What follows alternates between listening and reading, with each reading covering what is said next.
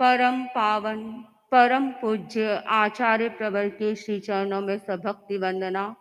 आदरास्पद साधु साध्वीवृंद, समणीवृंद, उपस्थित भाइयों एवं बहनों। एक युवक एक राजा के पास गया याचना करने के लिए। राजा से कहा कि मैं कुछ आपसे मांगना चाहता हूँ। मैंने सुना है कि आपके पास कोई भी व्यक्ति आता है, आप उसकी इच्छा की पूर्ति कर देते हैं। राजा ने बड़े गर्व के साथ कहा कि हाँ, मेरे पास जो भी आता है उसे मैं खाली हाथ नहीं लौटाता हूँ। उसने कहा, मुझे शांति चाहिए। राजा ने कहा, शांति तो मैं नहीं दे सकता हूँ, परंतु तुम्हें निराश में नहीं भेजूंगा, तुम्हारा समाधान भी करूंगा। उसने राजा के एक इष्ट देव थे, इष्ट देव को याद किया। इष्ट देव उपस्थित हुए और इष्ट देव से प्रार्थना की। इष्ट देव ने कहा कि मैं भौतिक रिद्धि तो दे सकता हूं, परंतु शांति नहीं दे सकता हूं। अब राजा ने सोचा क्या करूं। राजा ने एक योगी के पास ले जाने का निर्णय किया और राजा उस युवक को योगी के पास ले गया। राजा ने योगी से कहा, योगी ने कहा कि तुम यदि भीतर जीना जान जाओ तो तुम्हें शांति प्राप्त हो सकती है। भीतर रहने वाला व्यक्ति शांति को प्राप्त कर सकता है, क्योंकि शांति की चाहत तो सबको रहती है। कोई धनपति है, वह भी शांति चाहता है। कोई गरीब व्यक्ति है, वह भी शांति चाहता है। शासक भी शांति चाहता है और प्रजा भी शांति चाहती है। कोई भी शांति के बिना, यानी शांति हर व्यक्ति चाहता है। शांति का स्वाद वही व्यक्ति चख सकता है जो व्यक्ति समाधि का अनुभव करता है। जब तक हम भीतर में समाधि का अनुभव नहीं करते हैं, भीतर जाने का प्रयास नहीं करते हैं, तब तक शांति का अनुभव, शांति का स्वाद नहीं चखा जा सकता है। उत्तर झरणानी में कहा गया कि वहां पर भी 18वें अध्याय में आया कि शांति की प्रार्थना की गई है। चैता भार हंगवासम चक्रवट्टी महिधियो संति संति करे लोए पत्तो गई मनुत्तरम। अर्थात रिद्धि संपन्न चक्रवर्ती जो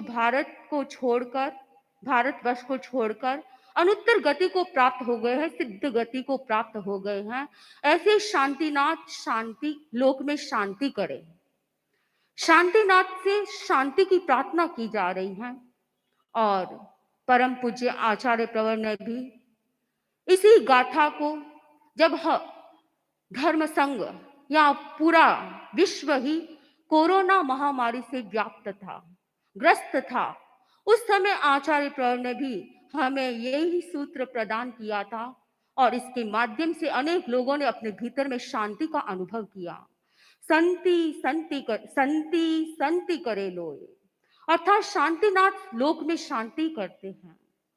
हमें शांति की आवश्यकता है। गीता में कहा गया, अशांतस्य कुतः सुखम। जो व्यक्ति अशांत है उसे सुख की प्राप्ति कैसे हो सकती है। शांति के अभाव में सुख का अनुभव नहीं हो सकता है। वास्तव में सुख शांति का उत्तरवर्ती कार्य है। यदि व्यक्ति शांति चाहता है, व्यक्ति के मन में शांति है, तो कुछ भी न मिलने पर भी वह शांत रह सकता है। परंतु जिसको बहुत सारी सुविधाएं प्राप्त हैं, परंतु भीतर में शांति नहीं है, तो इसका मतलब है कि वह सुख को प्राप्त नहीं कर सकता है। अनेक पदार्थों की प्राप्ति होने पर यदि मन में शांति नहीं है, तो सुख को प्राप्त नहीं कर सकता है। शांति एक सार्वभौम सत्य है, जीवन की परम आवश्यकता है। शांति हर व्यक्ति को चाहिए। शांति शरीर में भी होनी चाहिए, शांति वाणी में भी होनी चाहिए, शांति मन में और भावों में भी होनी चाहिए। आचार्य प्रवर शांति दो प्रकार की बताते हैं, परिस्थिति जन्य शांति और सहज शांति। परिस्थिति जन्य शांति होती है, वो स्थायी नहीं होती है। आदमी को इच्छानुरूप कुछ प्राप्त हो जाता है, अनुकूलता मिल जाती है जैसा चाहिए, तो उसे शांति की अनुभूति कुछ क्षणों के लिए हो जाती है, लेकिन वह मूल रूप में, स्थायी रूप में शांति प्राप्त नहीं कर पाता है। जैसे स्थिति प्रतिकूल होती है, उस अशांत हो जाता है, मन अशांत हो जाता है।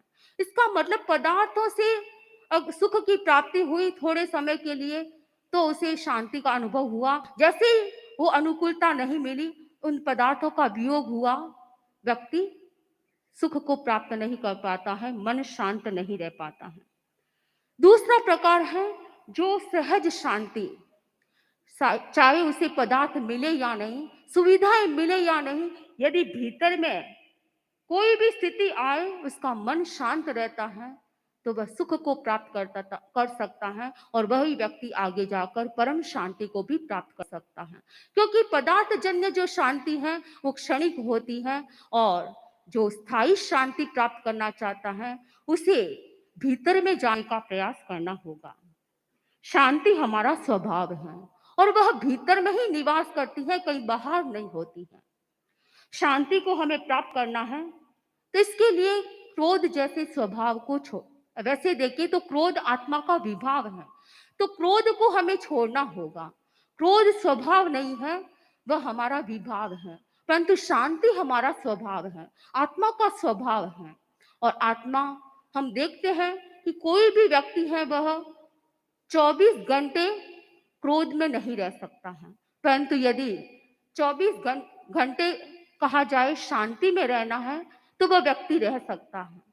यानी 24 घंटे वह स्वभाव में रह सकता है, परंतु 24 घंटे वह विभाव में नहीं रह पाता है, उसे स्वभाव में आना पड़ता है।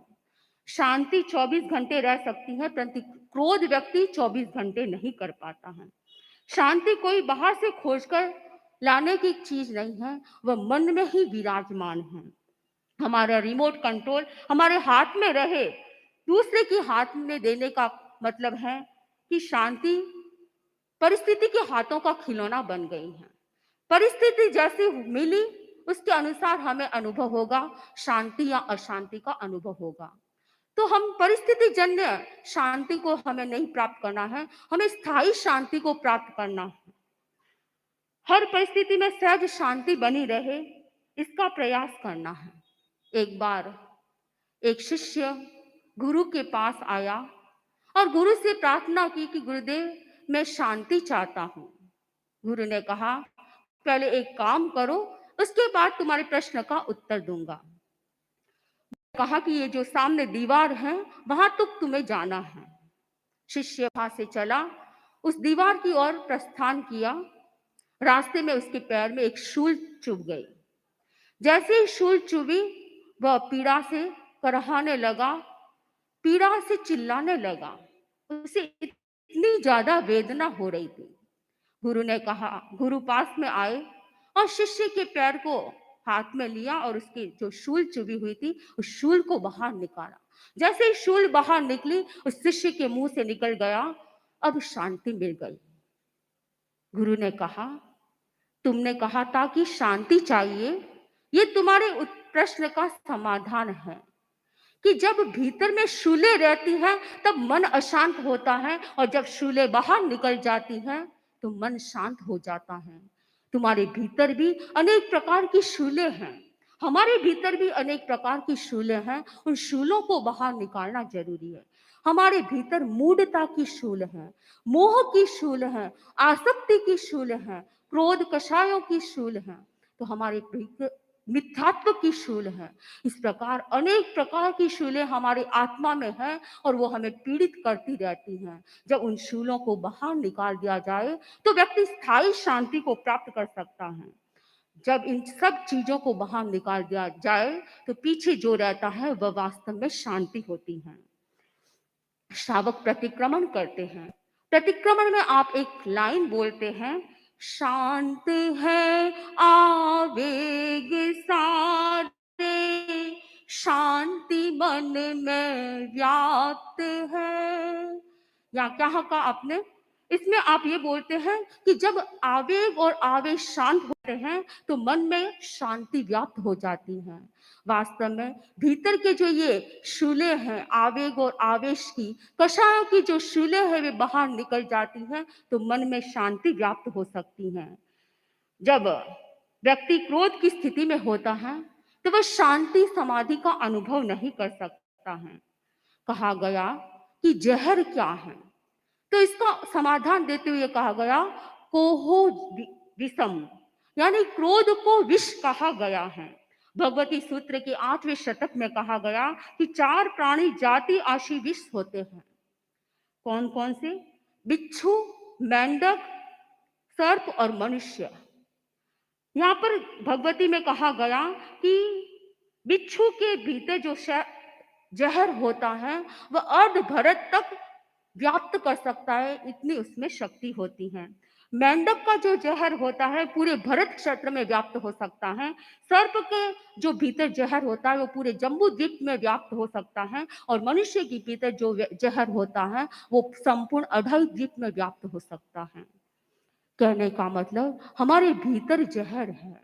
और जहर कौन सा? क्रोध का, मान का, माया का, लोभ का जहर भरा हुआ है। मनोवैज्ञानिक भी कहते हैं कि क्रोध से मनुष्य के शरीर में जहर उत्पन्न होता है। जब व्यक्ति बहुत अधिक तीव्र क्रोध की अवस्था में होता है तो उसके भीतर जहर व्याप्त हो जाता है।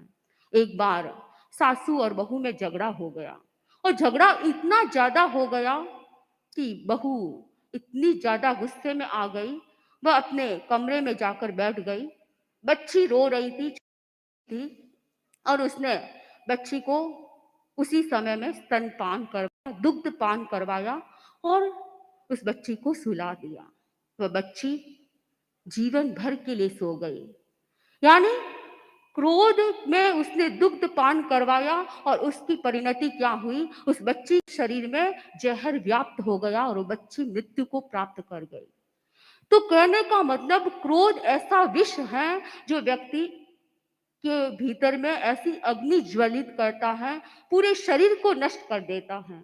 इसलिए कहा गया कि हमें क्रोध से बचना है। जो व्यक्ति क्रोध से बच जाता है उसका मन भी शांत हो जाता है।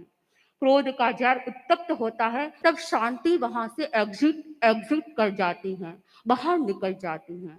हमें अपनी शांति को भीतर में लाना है तो क्रोध को शांत करने का प्रयास करना है। परम पूज्य आचार्य प्रभु फरमाते हैं कि जो व्यक्ति अपने क्रोध को शांत करना चाहता है वह एक सूत्र का जाप करे, एक सूक्त का जाप करे। वह है उव समेण हणे को हम, उव समेण हणे को हम, अर्थात उपशम के द्वारा क्रोध को शांत किया जा सकता है, क्रोध को नष्ट किया जा सकता है, क्रोध को क्षीण किया जा सकता है। हमें क्रोध की शूल को बाहर निकालना है और मन में शांति व्याप्त करना है, आत्मा में शांति को प्राप्त करना है। अशांति का एक बहुत बड़ा कारण होता है आसक्त चेतना। जब व्यक्ति की चेतना आसक्ति की ओर जाती है तब भी व्यक्ति का मन शांत बन जाता है। यदि व्यक्ति शांति प्राप्त करना चाहता है तो उसे अनासक्ति की साधना कर। आसक्ति क्यों होती है और आसक्ति किसके प्रति होती है? आसक्ति हमें पदार्थों के प्रति भी हो सकती है, आसक्ति एक व्यक्ति के प्रति हो सकती है। जब व्यक्ति के प्रति या पदार्थ के प्रति आसक्ति होती है और वह उस व्यक्ति को वह चीज उपलब्ध नहीं होती है, वह व्यक्ति उपलब्ध नहीं होता है या उसका वियोग हो जाता है तो व्यक्ति का मन अशांत बन जाता है। अनासक्ति की चेतना जागृत करने के लिए हमें इंद्रियों का संयम करना होगा, मन का संयम करना होगा। यदि अनासक्ति की चेतना भीतर में जागृत हो जाती है तो हमारे भीतर त्याग की चेतना विकसित होती है और जब त्याग की चेतना विकसित होती है तो हम पदार्थ को छोड़ने के लिए जाते हैं।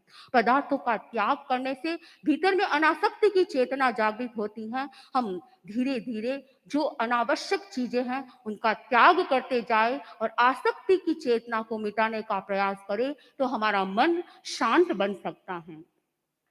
जैसे जैसे पदार्थों को छोड़ेंगे तो मन शांत होगा और जैसे जैसे हम संग्रह करेंगे हमारा मन अशांत बनता जाएगा। एक कवि ने बड़ी सुंदर कल्पना की है कि नदियों का पानी मीठा होता है, पर नदियों का पानी जब समुद्र में चला जाता है तो समुद्र का पानी खारा बन जाता है। ऐसा क्यों? तो कवि ने कल्पना की कि समुद्र का पानी इसलिए खारा होता है कि वह संग्रह करता जाता है, और जहाँ संग्रह की चेतना होती है वहाँ ऐसी स्थिति बनती है। हमारे भीतर में भी संग्रह की चेतना होती है तो हमारा मन भी अशांत बनता है। हमें मन को शांत करना है तो संग्रह वृत्ति को छोड़ना होगा, इच्छा का परिमाण करना होगा, आसक्ति को छोड़ना होगा। गृहस्थ और साधु में क्या अंतर है? साधु शांति का जीवन जीता है। क्यों जीता है? क्योंकि साधु ने पदार्थों, धन दौलत संपदा आदि को छोड़ दिया है, इसलिए वह शांति का जीवन जीता है। परंतु गृहस्थ के पास धन समृद्धि सब कुछ होती है, और उसके कारण जब वह उसमें आसक्त बन जाता है तो उसका मन अशांत बन जाता है। हमें गहराई में जाना है और त्याग की चेतना को विकसित करना है। गीता में कहा गया है कि त्याग ही परम शांति का आधार है। गीता में कहा गया, श्रेयो ही ज्ञानमभ्यास श्रेयो ही ज्ञानमभ्यासाच ज्ञानात् ध्यानं विशिष्यते ध्यानात् कर्म फल त्यागात् शांति रनंतरम। अर्थात जो व्यक्ति किसी चीज का अभ्यास करना चाहता है वह अच्छी बात है। जो अभ्यास करता है उससे अभ्यास से भी अच्छी बात है उनके प्रति सम्यक ज्ञान की प्राप्ति हो। अभ्यास ठीक है, पर सम्यक ज्ञान की प्राप्ति करना उससे भी बड़ी बात है। सम्यक ज्ञान से भी अधिक श्रेयस्कर है कि ध्यान में विशेष साधना करे, ध्यान की विशेष साधना करे। और ध्यान से भी अधिक महत्वपूर्ण है, ध्यान से कर्म फल त्याग की चेतना जागृत होती है। व्यक्ति कर्म करता है, क्रिया करता है, लेकिन उसके फल की चिंता न करे। फल मिले या न मिले, लेकिन कार्य करता जाए, फल की चिंता न करे। जो कर्म फल के त्याग की चेतना जागृत हो जाती है तब भीतर में त्याग की चेतना जागृत होती है, और जब त्याग की चेतना विकसित होती है तो व्यक्ति के भीतर शांति व्याप्त हो जाती है। यानी गीता में भी कहा गया है, जहाँ त्याग की चेतना होती है वहां परम शांति का अनुभव किया जा सकता है। और जैन दर्शन में भी कहा गया है, जहाँ अनासक्ति की चेतना होती है, त्याग की चेतना होती है, प्रत्याख्यान की चेतना होती है, वहां मन शांत बनता है। हमें परम शांति को प्राप्त करना है तो हमें त्याग की चेतना को विकसित करना है और अपने भीतर की शूलों को बाहर निकालना है। कषाय की शूलें, अनासक्ति की शूलें, मिथ्यात्व की शूलें, इन सबको बाहर निकालकर हम परम शांति का अनुभव कर सकते हैं। आज प्रेक्षा ध्यान दिवस है। प्रेक्षा ध्यान के माध्यम से भी व्यक्ति अपने मन को शांत कर सकता है, अपने चित्त को शांत कर सकता है और भीतर की उन शूलों को बाहर निकाल सकता है। प्रेक्षा ध्यान के ऐसे सुंदर सुंदर प्रयोग हैं जिनके माध्यम से अपनी चेतना को, अनासक्ति की चेतना को विकसित कर सकता है, त्याग की चेतना को विकसित कर सकता है। ध्यान का एक छोटा सा प्रयोग परम पूज्य आचार्य प्रयोग फरमाते हैं कि जो व्यक्ति नमो सिद्धानम का ध्यान करता है श्वास के साथ, वह भी अपने जीवन में चित्त की शांति का अनुभव कर सकता है, मन में शांति का अनुभव कर सकता है। दर्शन केंद्र पर अरुण रंग में नमो सिद्धानम का जप करना, वो सांस लेते समय नमो और छोड़ते समय सिद्धानम का मानसिक जप करने वाला व्यक्ति भी परम शांति का अनुभव कर सकता है। हम सौभाग्यशाली हैं, हमें ऐसे परम पिता परमेश्वर के रूप परम पूज्य आचार्य प्रवर का सानिध्य प्राप्त हो रहा है। आज ही एक छोटा सा बच्चा परम पूज्य आचार्य प्रवर के सानिध्य में पहुंचा। हम तो प्रत्यक्ष सामने नहीं थे, परंतु आवाज आ रही थी उस बच्चे की। वह बच्चा कह रहा था कि आप में कितनी एनर्जी है, आप कितने शांत हैं। एक छोटा सा बच्चा, वह भी जानता है आचार्य प्रवर के ओरा में आने से, आभा मंडल में आने से उसे भी परम शांति का अनुभव होता है। वह भी ये देखता है कि आप कितने शांत हैं, आप में कितनी एनर्जी है। यानी एक बच्चा भी ये अनुभव करता है तो हम सब ये अनुभव करते हैं कि परम पूज्य आचार्य प्रवर का मन निर्विकार है, कषाय उपशांत है और अनासक्ति की चेतना विलक्षण है। ऐसे महापुरुष, ऐसे युग प्रदान आचार्य प्रवर को प्राप्त कर हम अपने आप में धन्यता का अनुभव कर रहे हैं। हम भी अपने भीतर में ऐसी साधना करें, अपने भीतर जाने का प्रयास करें, ध्यान के द्वारा भीतर जाने का प्रयास करें और परम शांति का अनुभव करें। इन्हीं भावों के साथ ओम अर्पण।